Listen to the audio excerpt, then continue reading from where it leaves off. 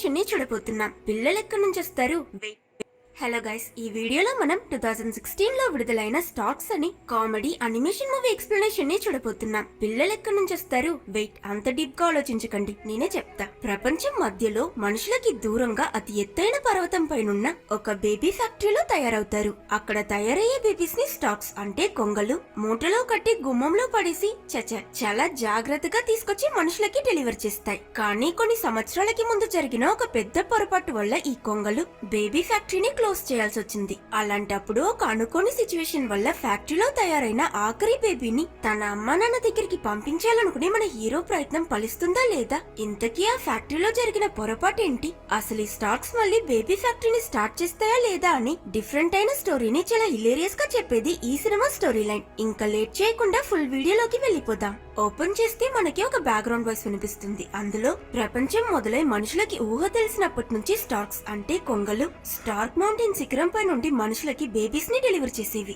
ఈ పని స్టార్క్స్ ల కర్తవ్యం, జీవితాధారం. సరిగ్గా చెప్పాలంటే ఇందులోనే వాటి గౌరవం కూడా ఉంది. బట్ అఫ్ కోర్స్ ఈ జాబ్ అంత ఈజీ ఏం కాదు. ఈ హ్యూమన్ బేబీస్ చూడ్డానికి ప్రిటీగా క్యూట్ గా ఉన్న నిజానికి ప్రాణం తినే భూతాలు. ఎన్నో హింసలు, పోరాటాలు, అలాగే విపత్తులు దాటుకుని మీ పిల్లల్ని చాలా సేఫ్ గా తీసుకొచ్చి మీకు అప్పగిస్తాం. అయినా ఇంత చేసే మా సేఫ్టీకి అయితే గ్యారంటీ ఉండదు. బట్ థ్యాంక్ గాడ్, లక్కీలీ మేము ఇప్పుడు ఈ సర్వీస్ ని కంటిన్యూ చేయట్లేదు. మరైతే ఇప్పుడు స్టాక్స్ ఏం చేస్తున్నాయని ఆలోచిస్తున్నారా? అది చెప్తా. అంతకు ముందు హే ఎవ్రీవన్, నేను మీ జూనియర్. సూది నుండి సునామీ దాకా ఏం కావాలన్నా ఒక్క మెసేజ్ చేస్తే చాలు, మీ బెస్ట్ డెలివరీ పార్ట్నర్ అయిన cornerstore.com ఇట్టే తీసుకొచ్చి డెలివర్ చేస్తాం. కస్టమర్ సాటిస్ఫాక్షన్, గుడ్స్ క్వాలిటీ, ఇదే మా మోటో అని ఉత్సాహంగా పనిచేస్తున్న జూనియర్ అనే స్టాక్ ని చూపిస్తారు. అట్ ప్రెసెంట్ స్టాక్స్ బేబీ ఫ్యాక్టరీని క్లోజ్ చేసి పక్కనే ఒక డెలివరీ సర్వీస్ ని స్టార్ట్ చేశాయి. అందులో మన జూనియర్ ఈ రోజుతో 1 మిలియన్ పార్సల్స్ డెలివర్ చేసే ఒక సెలబ్రిటీ రేంజ్ లో పాపులారిటీలో మునిగి తేలుతున్నాడు. అయినా ఇంత సాధించిన జూనియర్ మనసులో మిగతా స్టాక్స్ కి ఉన్నట్టు అతనికి ఫ్రెండ్స్ ఇంకా ఫ్యామిలీ, సొంతం చుట్టం అంటూ ఎవరూ లేరని లోటుగా ఫీల్ అవుతుంటాడు. కానీ ఆ లోన్లీనెస్ ని కూడా బంతాతో కవర్ చేసి స్టైల్ గా తిరిగే జూనియర్ చుట్టూ అంగ ప్రదక్షిణలు చేస్తున్న ఈ పొట్టి పీజియన్ కూడా ఈ సినిమాలో ఒక ఇంపార్టెంట్ అయిన క్యారెక్టర్. యాక్చువల్లీ ఈ పీజియన్ అతను ఎంత గొప్పవాడో చెప్తూ ఎదుట వాళ్ళ బుర్ర తినే రకం. సో ఈ స్టాక్స్ అతన్ని పెద్దగా పట్టించుకోరు. అందుకే ఎప్పటికైనా వాటికన్నా ఎత్తైన పొజిషన్ కి వెళ్లి ఈ స్టాక్స్ ని కాలి కింద మట్టిలా నలిపేయాలన్నదే ఈ పొట్టి పీజియన్ జీవిత లక్ష్యం. అప్పుడే అక్కడికి వచ్చిన ఇంకో కొంగక్క నేను బాస్ పిలుస్తున్నాడు జూనియర్ అని చెప్పడంతో అది విని నర్వస్ అయిన మన హీరో జూనియర్ లిఫ్ట్ లో, హే నువ్వే హంటరా, nice to meet you. No ఇదొద్దు. హలో హంటర్, నా పేరు జూనియర్, నన్నెందుకు పిలిచా? చిచి ఇది కూడా వద్దు. హంటర్ మావా, బాగున్నావా? అయ్యో రామా, ఏం చేస్తున్నానని పిచ్చికి పోతూ మీదకి వెళ్ళాక ఎలా మాట్లాడాలో ముందే ప్రాక్టీస్ చేస్తుంటాడు. బట్ ఇంత చేసి ఏం ప్రయోజనం? తీరా లోపలికి వెళ్లి హాయ్ జూనియర్, నా పేరు హంటర్ అని ఇంట్రొడ్యూస్ అవుతాడు. ఈ పాటికి మీకే తెలుసుంటుంది, కోట్ వేసుకున్న ఈ కొంగే వీళ్ళ బాస్ పేరు హంటర్. హంటర్ కి ప్రమోషన్ వచ్చింది, అతను చైర్మన్ అవ్వబోతున్నాడు. కాబట్టి ఖాళీగా ఉన్న అతని ఈ పొజిషన్ కి జూనియర్ ని ప్రమోట్ చేయాలనుకుంటున్నాడు. నా తరువాత నువ్వే ఇక్కడ అందరికి బాస్. ఇది విని జూనియర్ కి ఒక్క సెకండ్ మైండ్ బ్లాక్ అయి సంతోషంలో అలా ఫ్రీజ్ అయిపోతాడు. ఈ ఆఫీస్ ఆ ఎంప్లాయీస్ నాలాంటి హై అండ్ సూట్, సండేస్ లో హాలిడేస్, వయసయ్యాక రిటైర్మెంట్ అని ఒక్కసారి ఈ పనిలో జాయిన్ అయితే నీకు దొరకని బెనిఫిట్స్ అంటూ ఏముండవు. కానీ ఇవన్నీ నీకు దొరకాలంటే దానికి ముందు నువ్వు ఈ పొజిషన్ కి అర్హుడవని నిరూపించుకోవడానికి ఒక పెద్ద టాస్క్ ని కంప్లీట్ చేయాలి. అదిగో అక్కడ కనబడుతుంది ఆ 2 కాళ్ళ జంతువు. తనని ఫైర్ చేసి ఇక్కడ నుంచి పంపించి అని టులిప్ అనే ఒక అమ్మాయిని చూపిస్తాడు. కన్ఫ్యూజ్ అయిన జూనియర్, అనాథ టులిపా, మీరు చెప్పిన ఆ పెద్ద టాస్క్ ఇదేనా అని అడగడంతో ఎస్. కారణం చెప్పడానికి ముందు ఒక ఫ్లాష్ బ్యాక్ చెప్తా, బాగా వినుకో. మనం బేబీ ఫ్యాక్టరీ ఎందుకు క్లోజ్ చేసామో తెలుసా? 18 సంవత్సరాలకి ముందు ఒక రోజు జాస్పర్ అనే స్టార్క్ పిచ్చెక్కిపోయి అతను డెలివర్ చేయాల్సిన బేబీని సొంతంగా పెంచుకోవాలనుకున్నాడు. మిగతా స్టాక్స్ అతన్ని ఆపాలనుకున్నప్పుడు అన్ఎక్స్పెక్టెడ్లీ ఆ బేబీ వాళ్ళ పేరెంట్స్ అడ్రస్ ఉన్న బీకన్ ఇరిగిపోయింది. ఆ రోజు జాస్పర్ అక్కడి నుంచి తప్పించుకున్నాడు. కానీ బీకన్ ఇరిగిపోవడం వల్ల ఆ బేబీని ఎక్కడికి డెలివర్ చేయడమో తెలియక స్టాక్స్ ఆ పాపని అడాప్ట్ చేసుకున్నాయి. తానే టులిప్. మళ్ళీ ఇలాంటి పొరపాటు జరగకూడదని వెంటనే నేను బేబీ ఫ్యాక్టరీ క్లోజ్ చేసి ఎంతో కష్టంతో cornerstore.com అని ఈ ప్యాకేజ్ డెలివరీ స్టార్ట్ చేశానని చెప్తాడు. ఇప్పుడు అసలు విషయానికి వస్తే ఇదే మన కంపెనీ ప్రాఫిట్ చార్ట్. ప్రాఫిట్ ఎక్కువగా ఉన్న రోజులన్నీ టులిప్ వెకేషన్ లో ఉన్నాళ్ళు. ఈ డౌన్ అయిన నాళ్ళన్నీ తను మనకి పనిలో హెల్ప్ చేయాలనుకున్న రోజులు. అందుకే మన కంపెనీకి ఫ్యూచర్ అంటూ ఒకటి ఉండాలంటే ముందు తనని పనిలో నుంచి తీసేయాలి. మోరోవర్ ఎలాగో టూలిప్ కి 18 సంవత్సరాలు అయిపోయింది కాబట్టి తను లీగలీ అడల్ట్. సో తన స్పీషీస్ అయిన మనుషుల మధ్యకి పంపించి all the best, bye bye అని హంటర్ హీరోని పంపించేస్తాడు. టాస్క్ అందుకున్న జూనియర్ కాన్ఫిడెంట్ గా టులిప్ ప్లేస్ కి వెళ్లి, అనాథ టులిప్ కిందకి రా, నీతో ఒక ముఖ్యమైన విషయం మాట్లాడాలని చెప్పగానే సర్ప్రైజ్ అయిన టులిప్, జూనియర్ నువ్వు నాతో మాట్లాడుతూ వెళ్తున్నావా అని ఎక్సైట్ అవుతుంది. అవునా నాతో టులిప్, త్వరగా బకెట్ లో కిందికి రా అని జూనియర్ అంటే మాట మాటకి ఆ అన్నదన్న మాట అవసరమా బాసు? అదేమైనా నా ఇంటి పేరా? బై ద వే, నువ్వు పిలిచాక నార్మల్ గా వస్తే ఏం బాగుంటుంది? నేను నా ఫ్రెండ్స్ నేను క్రియేట్ చేసిన కొత్త జెట్ ప్యాక్ లో ఎగురుతూ వస్తామని చెప్పడం విన్న జూనియర్, ఫ్రెండ్సా? ఈమో కోడి, సాదా కోడి, లాస్ట్ లో ఇదేదో కొత్త రకం కోడి, ఎగరని పక్షులతో ఎగురుతానంటావేంటి పిచ్చితనా అని కంగారు పడతాడు. స్టార్టింగ్ లో ఆ జెట్ ప్యాక్ సరిగ్గా పనిచేసిన కొంచెం సేపట్లోనే ఆ సాదా కోడి వేగంగా ఎగురుతానని స్పీడ్ పెంచేయడంతో మిషన్ మాల్ ఫంక్షన్ అయి కంట్రోల్ తప్పిపోవడం చూసిన జూనియర్ వెంటనే ఆ 3 కోళ్ళని సేవ్ చేస్తాడు. లాస్ట్ లో ఎలాగోలా టులిప్ కూడా జాగ్రత్తగా కిందకు దిగుతుంది. కానీ ఫెయిల్ అయిన తన జెట్ ప్యాక్ స్పీడ్ గా దూసుకుంటూ వెళ్లి ఆ ఫ్యాక్టరీ మొత్తం ఫైర్ అయి కాలిపోతుంది. అండ్ ఈ యాక్సిడెంట్ వల్ల వీళ్ళ కంపెనీ లాసెస్ మరింత ఎక్కువ అవుతాయి. జూనియర్ టులిప్ కి బయోడేటాలో ఫొటోస్ చూసి అబ్బాయిని ఇష్టపడడం నాకు ఈ మాత్రం ఇష్టం లేదు. అందుకే నేను telugushadi.comలో తనని ఫైర్ చేస్తున్నామని ఇలా చెప్పాలనుకునే ఒక్క సెకండ్ ముందు టులిప్, ఐఎమ్ రియల్లీ సారీ. ప్రతిసారి నేను హెల్ప్ చేయాలనుకున్నప్పుడల్లా ఇలా ఏదైనా కొత్త సమస్య క్రియేట్ చేస్తున్నాను. నాకంటూ ఈ ప్రపంచంలో స్టాక్స్ తప్ప ఇంకెవరున్నారు? అనాథ పిల్లని. నా రోల్ మోడల్ నువ్వే జూనియర్. ఎప్పటికైనా నేను కూడా నీలానే ఈ కంపెనీకి బెస్ట్ ఎంప్లాయీ అవ్వాలనుకుంటున్నాను. కానీ ఎంత ట్రై చేసినా ఒక్క పని కూడా సరిగ్గా చేయలేకపోతున్నా. But thank you junior. ఈ రోజు నా బర్త్డే అని గుర్తు పెట్టుకుని నాకు విష్ చేయడానికి వచ్చిన ఒక్క మనిషి కొంగవి నువ్వే. థ్యాంక్ యూ అని తను చెప్పడం విని, ఏంటి ఈ రోజే నీ బర్త్డేనా? అవును, నువ్వు నాకు విష్ చేయడానికి రాలేదా అని టులిప్ అడుగుతుంది. మన జూనియర్ చాలా మంచివాడు. నవ్వే ముఖాన్ని కొట్టకూడదు, తింటున్నోడిని తన్నకూడదనే పాలసీని సీరియస్ గా ఫాలో అయ్యే ఇతను టులిప్ ని పనిలో నుంచి తీసేసి నువ్వెలా పోతే పోయా, వెళ్ళిపో ఇక్కడ నుంచి నీ చెప్పడానికి మనసు రాక, అవునా అన్నది టులిప్, నీకు విష్ చేయడానికే వచ్చాను. అలాగే నీకు ఒక గుడ్ న్యూస్ కూడా చెప్పాలి. 30 రోజులు దీర్ఘంగా ఆలోచించాక మన హయ్యర్ అథారిటీస్ నీకు ప్రమోషన్ ఇచ్చారని అర్థం పర్థం లేకుండా అబద్ధం చెప్పి తనని వద్దని వదిలేసిన బేబీ ఫ్యాక్టరీలో ఉన్న ఒక అబాండెన్ మెయిల్ రూమ్ కి తీసుకువెళ్తాడు. ఒకవేళ కస్టమర్స్ ఎవరైనా లెటర్స్ పంపిస్తే అవి ఇక్కడికే వస్తాయి. కానీ మొబైల్స్, ఈమెయిల్స్ ఉన్న ఈ కాలంలో ఇంకా లెటర్స్ ఎవరు వాడతారు? సో ఈ రూమ్ యూస్లెస్ అని వదిలేసుంటారు. ఇక్కడికి ఎవరూ రారు. కాబట్టి జూనియర్, ఇది చాలా ఇంపార్టెంట్ అయిన డిపార్ట్మెంట్. ఏదైనా లెటర్ వస్తుందని 24 గంటలు 1000 కళ్ళతో అలర్ట్ గా పనిచేయి. ఒక్క సెకండ్ కి కూడా నువ్వు ఈ రూమ్ వదిలి బయటకు వెళ్ళకూడదని కాకమ్మ కవర్లు చెప్పి టులిప్ కి డింకి కొట్టి అక్కడి నుంచి వెళ్ళిపోతాడు. ప్రారంభంలో కొత్త పనిని విన్న టులిప్ బాగా ఎక్సైట్ అయినా చాలాసేపు గడిచిపోయినా ఆ రూమ్ కి ఈగ కూడా రాకపోయేసరికి బోర్ కొట్టి కూర్చుని ఉంటుంది. అట్ ద సేమ్ టైం ఇంకో పక్క మనకి నేట్ అనే ఒక అల్లరి చిన్న పిల్లాడిని చూపిస్తారు. నేట్ వాళ్ళ అమ్మ నాన్న రియల్ ఎస్టేట్ ఏజెంట్స్ కాబట్టి 24/7 ఆన్ కాల్ లో చాలా బిజీగా ఉంటారు. వీళ్ళ దగ్గర నేట్ తో స్పెండ్ చేయడానికి అసలు టైమే ఉండదు. కాబట్టి ఎప్పుడూ ఒంటరిగా ఆడుకుని బాగా లోన్లీగా ఫీల్ అయిన నేట్ ఒక రోజు ఇద్దరు బ్రదర్స్ హ్యాపీగా ఆడుకోవడం చూసి తన పేరెంట్స్ దగ్గర డిసైడ్ అయిపోయా, నాకు కూడా ఒక తమ్ముడు కావాలని అనౌన్స్ చేస్తాడు. అది విని సర్ప్రైజ్ అయిన అతని పేరెంట్స్, మాకు నువ్వు ఒక్కడివే చాలు నేట్ అని అంటే, అది మీరు కాదు, నేను డిసైడ్ చేయాలి. సరే, ఇంతకీ నేను మీకు ఎలా దొరికాను?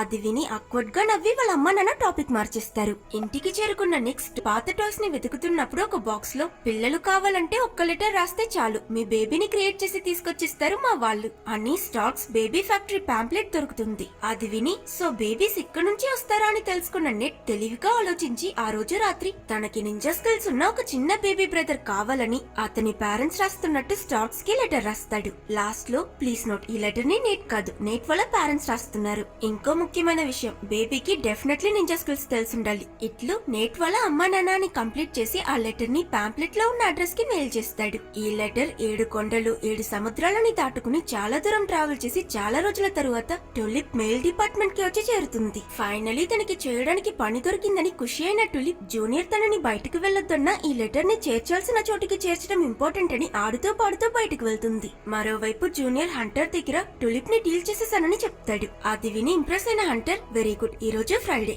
నెక్స్ట్ మండే నువ్వు బాస్ గా అఫీషియల్లీ జాయిన్ అవ్వచ్చని చెప్తున్న సమయంలో సడన్ గా కంప్యూటర్ టులిప్ బయటికి రావడం నోటిఫై చేస్తుంది.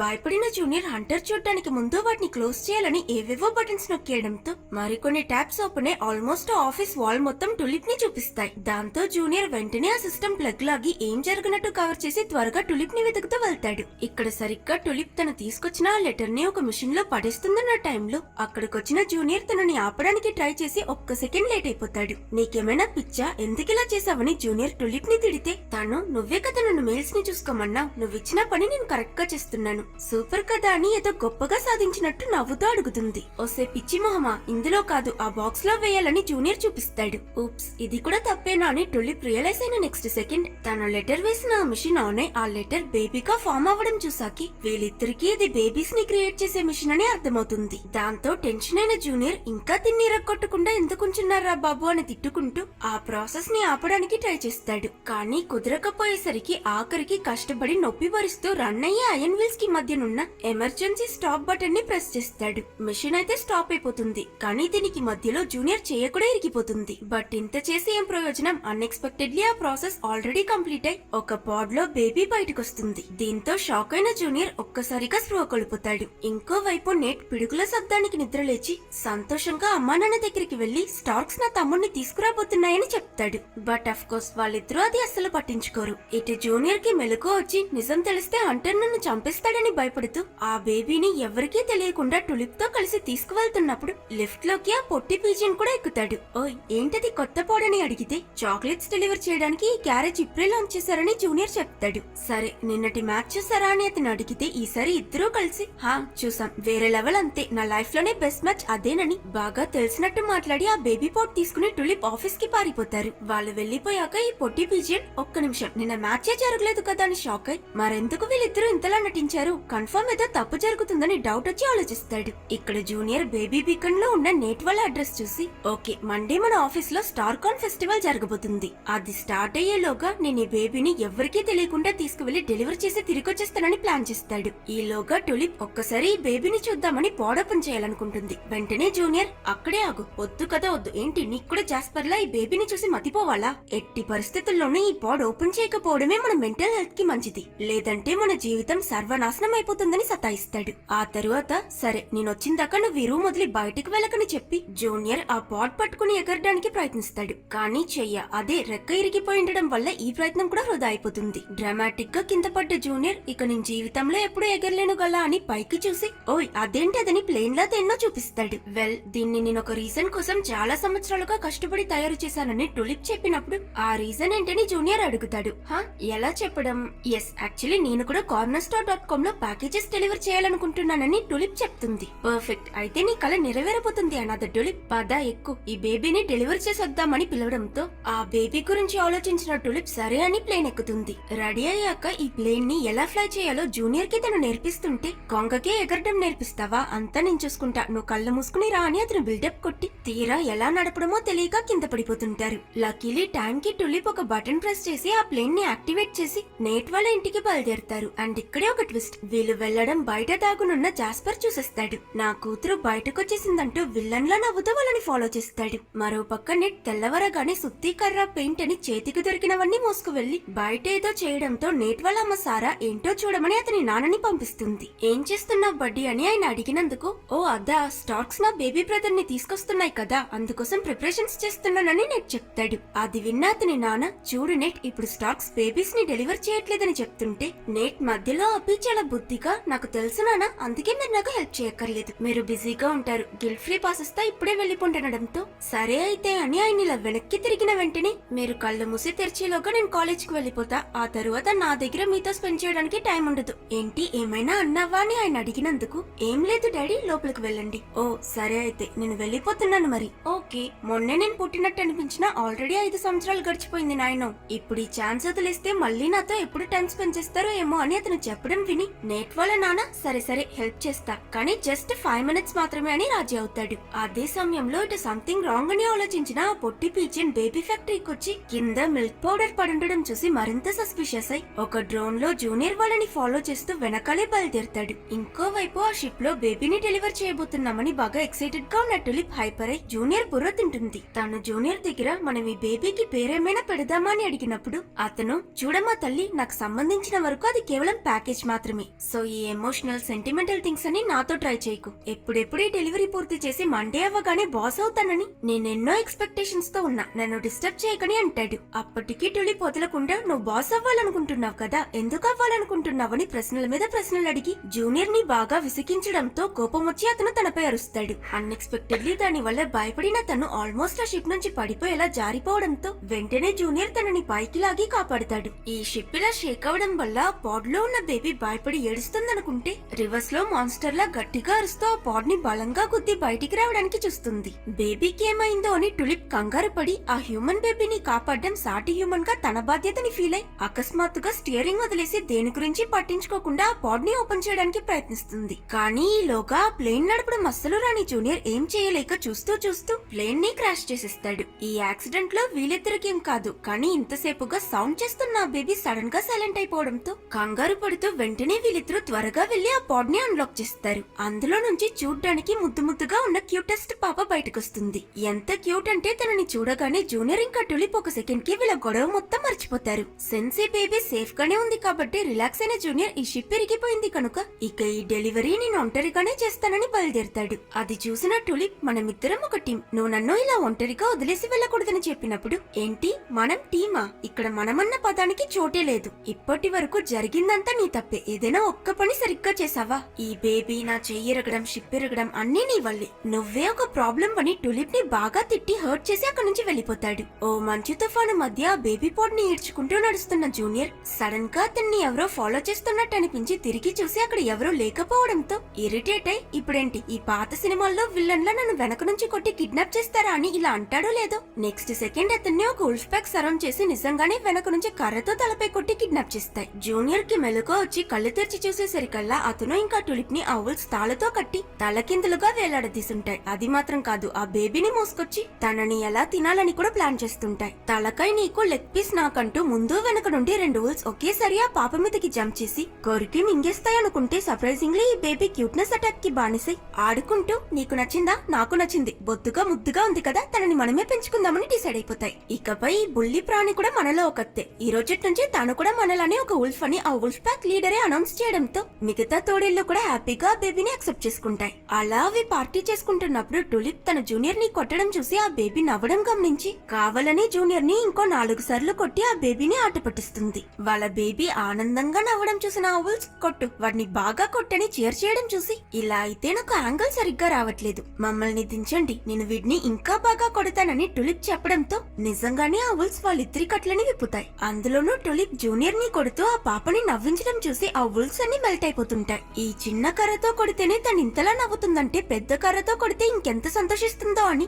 టులిప్ అనడం విని ఈ లాజిక్ కూడా కరెక్టే కదా అని ఆలోచించకుండా ఆ ఉల్స్ ఎక్సైటెడ్ గా తనకు ఒక పెద్ద కర్రిస్తాయి. ఇక్కడే తెలివిగా ఆలోచించిన టులిప్ ఆ కర్రతో పట్టాలమని పక్కనే ఉన్న ఉల్ఫ్ ని కొట్టి ఆ బేబీని ఎత్తుకుని జూనియర్ తో అక్కడి నుంచి పరిగెడుతుంది. అది చూసి మన బిడ్డని ఎత్తుకు వెళ్లిపోతున్నారా అని కోపంగా ఈ తోడేళ్లు కూడా వాళ్ళ వెనకాలే చేస్తాయి. జూనియర్ ఇంకా టులిప్ ఒక పాత బ్రిడ్జ్ క్రాస్ చేసి అటువైపు వెళ్ళాక వెంటనే తన్ని కట్ చేసేస్తారు. ఇక ఆ ఉల్స్ వాళ్ళ వెంటరాలివని వాటిని ఎగతాళి చేసి ఇలా ఊపిరి పీల్చుకుంటారో లేదో ఆ తోడేళ్లకి లీడర్ తోడేలు attention soldiers formation wolf bridge అని అరవగాని ఉన్న పాటుగా ఈ ఉల్స్ అన్ని కలిసి ఒక బ్రిడ్జ్ లా ఫామ్ అయి ఆ లోయని దాటి వాళ్ళ వెంట పడతారు. పరిగెడుతున్న జూనియర్ ఇంకా టులిప్ ఒక నది రాగానే అక్కడున్న ఓ కర్రని బోట్లా వాడుతూ బయలుదేరతారు. ఈసారి ఆ తోడేళ్లు రాలేవనుకుంటే మళ్లీ వాటి లీడర్ సోల్జర్స్ ఉల్ఫ్ బోట్ అని అరుస్తాడు. వెంటనే అవన్నీ కలిసి ఒక బోట్లా అరేంజ్ అయి నదిలో ఈదుకుంటూ వస్తాయి. మధ్యలో స్పీడ్ పెంచడానికి సబ్మరీన్ లా కూడా మారతాయంటే చూసుకోండి. ఇన్ని అడ్డంకులు వచ్చినా జూనియర్ ఇంకా టులిప్ పరిగెడుతూ వాళ్ళ ప్లేన్ క్రాష్ అయిన అదే చోటుకి తిరిగి వస్తారు. యాక్చువల్లీ టులిప్ ఈ ఉల్స్ కి దొరికిపోవడానికి ముందు కొన్ని స్పేర్ పార్ట్స్ తో ఆ షిప్ ని రిపేర్ చేసి ఉంటుంది. ఆల్మోస్ట్ వీళ్ళు దాని దగ్గరికి చేరుకున్నప్పుడు అన్ఎక్స్పెక్టెడ్లీ కింద ఐసిరిగి టులిప్ పెద్ద హోల్లో పడిపోయేలా వేలాడుతుంది. బేబీతో షిప్ ఎక్కిన జూనియర్ టులిప్ రాకపోవడం గమనించి వెనక్కి తిరిగి తన పరిస్థితి చూసి తిరిగి వెళ్తే ఆ ఉల్స్ కి దొరికిపోయే ప్రమాదం ఉంది కాబట్టి ఒక్క సెకండ్ టులిప్ ని వదిలేసి వెళ్లిపోతే మంచిదేమో అని ఆలోచిస్తాడు. కానీ మంచివాడు కదా, గిల్టీగా ఫీల్ అయి త్వరగా వెళ్లి తనని సేవ్ చేస్తాడు. జూనియర్ వెళ్లడం కొంచెం లేట్ అయి ఉన్న టులిప్ ఆ తోడేళ్లకి టిఫిన్ అయిపోయి ఉండేది. రిపేర్ అయిన వీళ్ళ షిప్ ఇకపై ఎగరదు, తేలుతుంది. సో ఆ ఎడ్జ్ నుంచి కింద సముద్రంలోకి పడి జూనియర్ వాళ్ళు తప్పించుకుంటారు. అప్పటికీ వదలకుండా ఈ ఉల్ఫ్ ప్యాక్ ఈసారి డైరెక్ట్ గా ఏరోప్లేన్ ఫార్మేషన్ అని ట్రై చేసి సముద్రంలో పడిపోతారు. ఇలా ఆఖరికి జూనియర్ ఇంకా టులిప్ ఈ పిచ్చి జంతువుల్ని వదిలించుకుంటారు. అండ్ ఇదంతా జాస్పర్ చూస్తుంటాడు. మరోవైపు నేట్ వాళ్ళ అమ్మ సారా ఎప్పుడో వెళ్లిన తన భర్త ఇంకా తిరిగి రాకపోవడం చూసి తండ్రి కొడుకు ఇద్దరు కలిసి ఏం చేస్తున్నారో అని బయటకొచ్చి చూస్తే 5 నిమిషాలు అంటూ వాళ్ళిద్దరూ ఏకంగా రూఫ్ ఇంకా చిమ్నీ రగ్గొట్టి స్టాక్స్ బేబీని డెలివర్ చేయడానికి ఒక డ్రాప్ ప్యాడ్ ఇంకా బేబీ కంఫర్టబుల్ గా కిందికి రావడానికి జైజాంటిక్ స్లైడ్ కట్టాలని అమ్యూస్మెంట్ పార్క్ లెవెల్లో ప్లాన్ చేసి పనిచేస్తుంటారు. దీంతో సారాకి టెన్షన్ లేచి ఏం చేస్తున్నారు మీరిద్దరని తిడితే నేట్ వాళ్ళ నాన్న తనని పక్కకు తీసుకువెళ్లి మనమిద్దరం పని మీద కాన్సన్ట్రేట్ చేసి మన కొడుకుతో టైం స్పెండ్ చేయడమే మర్చిపోయాం సారా. ఈ రోజు నేను ఒక తండ్రిలా ఫీల్ అయ్యాను. ఈ ఛాన్స్ వదిలిస్తే మళ్ళీ మనకి వాడితో ఆడుకునే అవకాశం ఎప్పుడు దొరుకుతుందో. అందుకే నేను నేట్ తో మెమరీస్ క్రియేట్ చేయాలనుకుంటున్నాను. ఆ తరువాత నెమ్మదిగా మనం వాడికి స్టాక్స్ బేబీస్ ని డెలివర్ చేయడం మానేశాయని వీలు చూసుకుని నిజం చెప్తామని సారాని కన్విన్స్ చేస్తాను. చేస్తాడు. వెనక నుండి నేట్ వాళ్ళ నాన్నతో చేసినట్టు ఈసారి కూడా మళ్ళీ మీరు నన్ను తిరిగి చూసేసరికల్లా మీ బుద్ధి టాడ్లర్ బెరుకు టీనేజర్ గా మారిపోతాడమ్మో అని ఎమోషనల్ గా మాట్లాడి సింపతి కార్డ్ ప్లే చేయడంతో నిజమే కదా అని సారా స్ట్రైట్ గా ఒక్క షాట్ తో చిన్నీ రగ్గొట్టి సరే రండని వీళ్ళ ప్లాన్ లో జాయిన్ అవుతుంది. ఇటు జూనియర్ ఈ రోజు సాటర్డే, రేపు ఆ బేబీని డెలివర్ చేసినా కూడా మళ్ళీ మండే కల్లా ఆఫీస్ కి వెళ్లిపోవచ్చని రిలాక్స్డ్ గా ఉంటాడు. అంతలోనే ఆ పాప ఏడవడంతో టులిప్ తనని ఓదార్చడానికి ప్రయత్నించి కుదరక తికమక పడుతున్నప్పుడు మన ఆల్ ఇన్ ఆల్ జూనియర్ పాట పాడుతూ డాన్స్ చేసి పాపని బుజ్జకిస్తాడు. అతను ఆ బేబీ హ్యాపీగా నవ్వడం చూసి టులిప్ కూడా జాయిన్ అవుతుంది.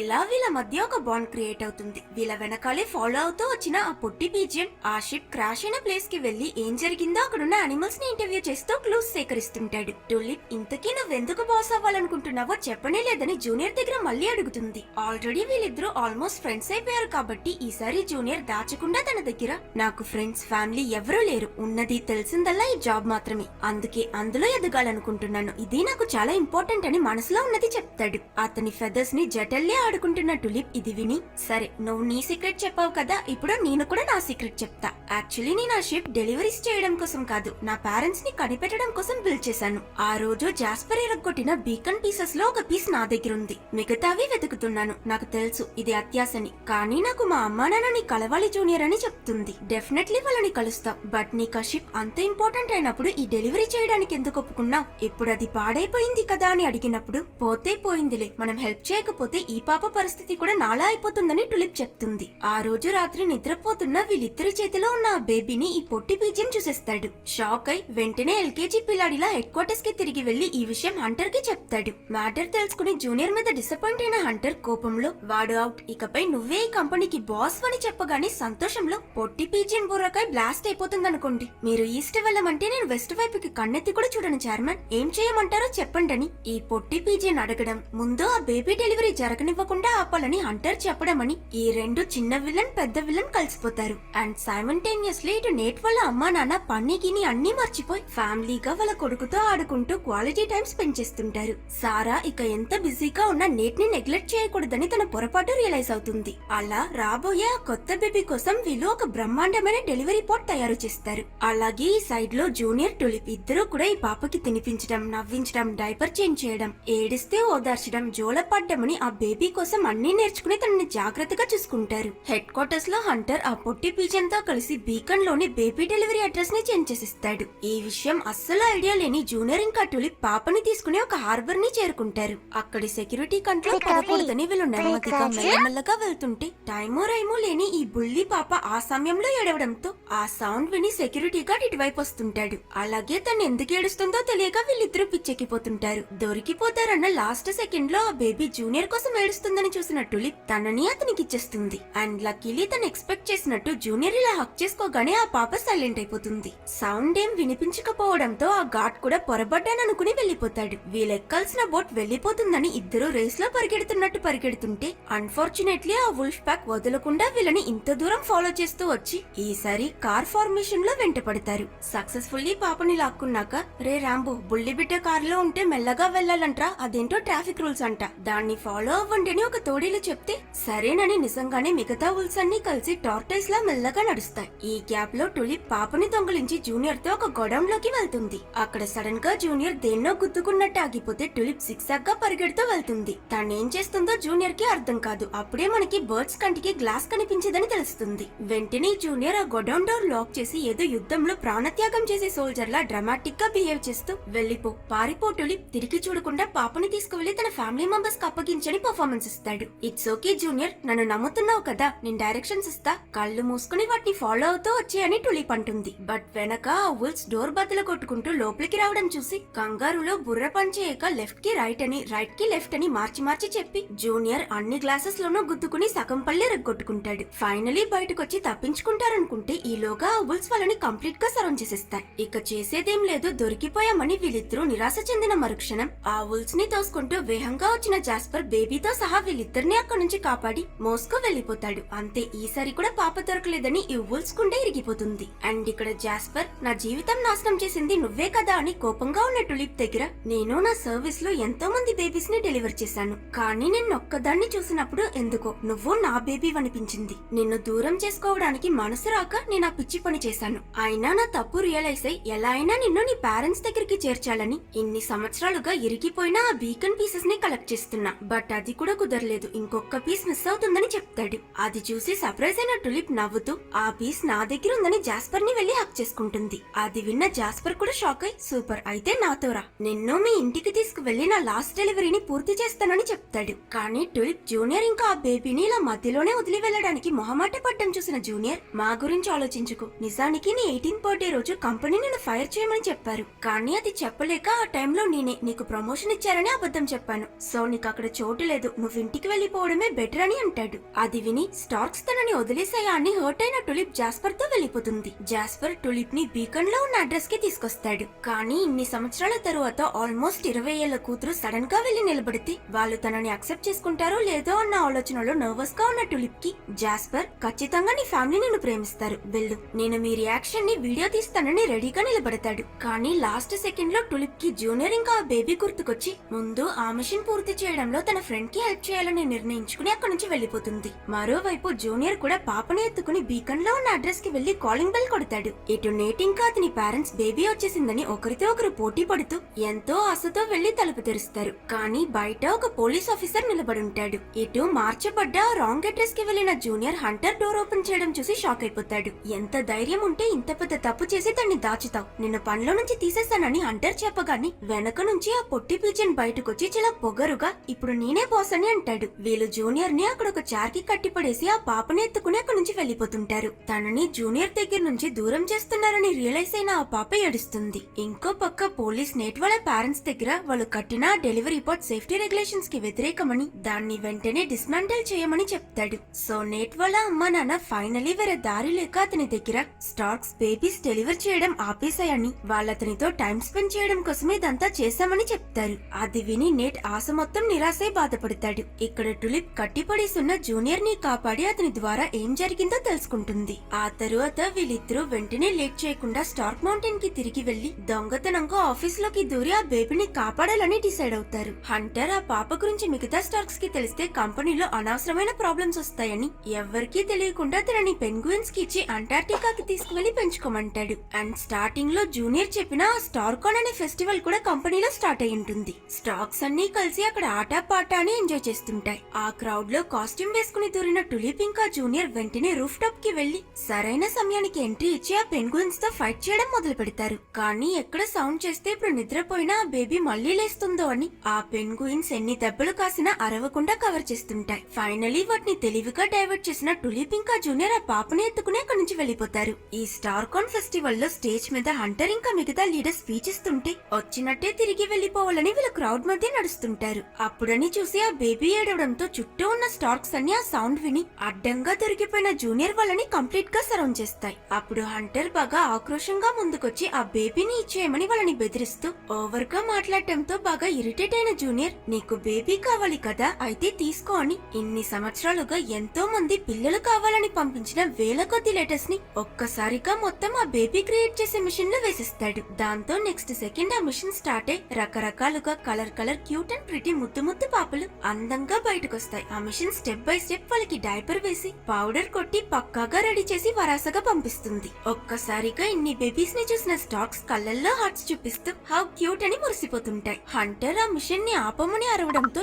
ఈ పొట్టి పీచన్ ట్రై చేసి షాక్ కొట్టి ఒక పాడ్ లో ఇరుక్కుంటాడు. బట్ ఇలా ఆ మిషన్ కూడా ఆగిపోతుంది. దీనివల్ల ఆ బేబీస్ పడిపోయేలా డేంజరస్ అయిన పొజిషన్ లో ఉండడం చూసి వెంటనే స్టార్క్స్ అన్ని కలిసి ఈ బేబీస్ ని కాపాడి కిందకి తీసుకొస్తాయి. ఇలా గందరగోళంగా ఉన్న సిచ్యువేషన్ లో హంటర్ సడన్ గా ఒక క్రెయిన్ లో వచ్చి ఇదుంటే కదా ప్రాబ్లం అని ఆ ఫ్యాక్టరీని డిస్ట్రాయ్ చేయాలని చూస్తాడు. బట్ అదృష్టమో దురదృష్టమో తెలియదు కానీ ఆ క్రెయిన్ ని కంట్రోల్ చేసే రిమోట్ జూనియర్ చేతిలో ఉన్న బేబీకి దొరికి తను దాన్ని అలా ఇలా ముట్టి ఆడుకుంటూ డైరెక్ట్ గా హంటర్ ఉన్న క్రెయిన్ ని కంట్రోల్ చేసి డైరెక్ట్ గా బిల్డింగ్ నుంచి బయటకు విసిరేస్తుంది. లోపల ఇరుక్కున్న హంటర్ తో సహా ఆ క్రెయిన్ పడుతూ దాంతో cornerstore.com ఆఫీస్ ని కూడా కొలాప్స్ చేసిస్తుంది. అంటే స్టార్క్ మౌంటైన్ మీద ఇప్పుడు వీళ్ళున్న బేబీ ఫ్యాక్టరీ మాత్రమే మిగిలింది. విల్లన్ పోయాడు కానీ ప్రాబ్లం ఇంకా పోలేదు. ఇన్ని బేబీస్ తో ఏం చేయాలో తెలియక స్టార్క్స్ తికమక పడుతున్నప్పుడు జూనియర్ ముందుకు వెళ్లి నా ఫ్రెండ్ నా దగ్గర నేనెందుకు బాస్ అవ్వాలనుకుంటున్నానని అడిగింది. అప్పుడు నా దగ్గర ఆ ప్రశ్నకి సమాధానం లేకపోయింది. కానీ ఇప్పుడు నాకు దానికి ఆన్సర్ తెలుసు. మనం మనం స్టార్క్స్.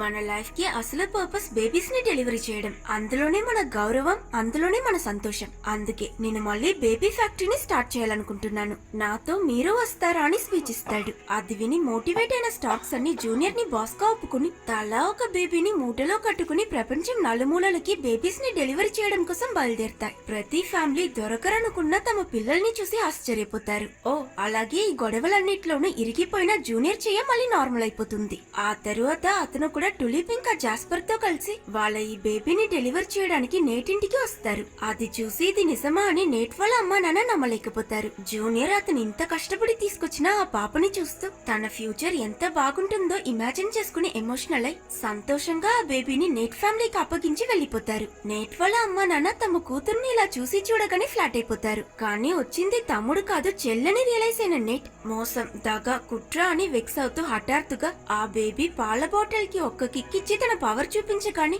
సర్ప్రైజ్ అయిన నేట్ నింజా స్కిల్స్